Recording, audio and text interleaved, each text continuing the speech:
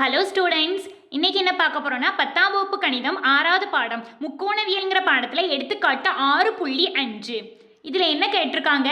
Root of 1 + cos θ by 1 - cos θ equal to cosecant θ + cot θ என்பதை நிரூபிக்கவும். இது ஒரு இம்பார்ட்டன்ட் 2 மார்க்.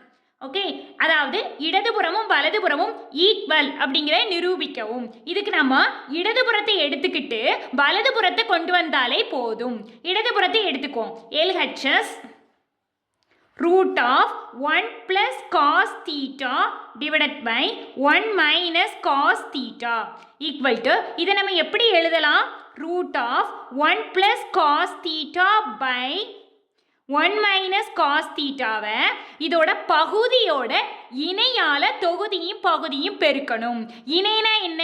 1 - cos θவோட இணை வந்து 1 + cos θ. அதால தொகுதியும் பெருக்கணும் பகுதியும் பெருக்கணும். 1 + cos θ divided by 1 + cos θ. Okay, இப்போ இதை பெருக்கு. ரூட் ஆஃப் தொகுதியும் பெருக்கணும் பகுதியும் பெருக்கணும். 1 + cos θவையும் 1 + cos θவையும் பெருக்கினா என்ன வரும்? 1 + cos θ the whole square divided by, இப்போ இதை பாரு, 1 - cos θன்னு இருக்கு, 1 + cos θன்னு இருக்கு. இது என்ன வடிவத்தில் இருக்கு? a - b இன்டு a + bங்கிற வடிவத்தில் இருக்கா? அப்போ இதை எப்படி எழுதலாம்? a² - p². இதான ஃபார்முலா. இந்த வடிவத்தில் இது இருக்குது. அப்போ a²னா என்ன? 1², b²னா cos² θ.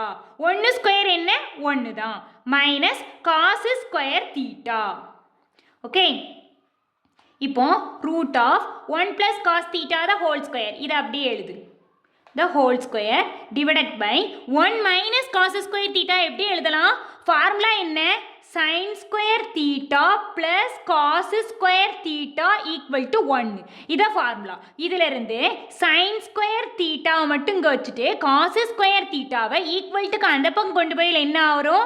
1 - cos² θ. அப்போ இதிலிருந்து 1 - cos² θக்கு பதிலாக sin² θ போடலாம்.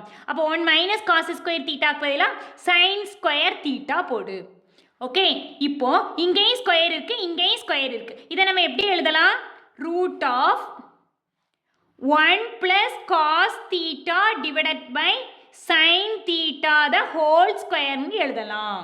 ஓகே, இங்கேயும் ஸ்கொயர் இருக்கு இங்கேயும் ஸ்கொயர் இருக்கு, பொதுவாக ஹோல் ஸ்கொயர்னு எழுதலாம். இப்போ இது ஸ்கொயர் ரூட் தானே, அதாவது வர்க்க மூலம் காண்ற ரூட் தானே. இந்த ஸ்கொயரும் இந்த ரூட்டும் கேன்சல் ஆகிடும். கேன்சல் ஆனால் என்ன வரும்? 1 + cos θ divided by sin θ. இப்போ இந்த sin θ என்னது? இந்த 1க்கு சொந்தமானது காசுக்கும் சொந்தமானது, ரெண்டுக்கும் பொதுவான பகுதி தான். ஓகே, அப்போ இது தனித்தனியாகவும் எழுதலாம். அப்போ 1/sin θ plus cos θ by sin θன்னு எழுதலாம். 1/sin θ என்ன? Formula cosecant θ plus cos θ by sin θ என்ன? cot θ. அவ்வளோதான், வலதுபுறம் வந்துடுச்சு.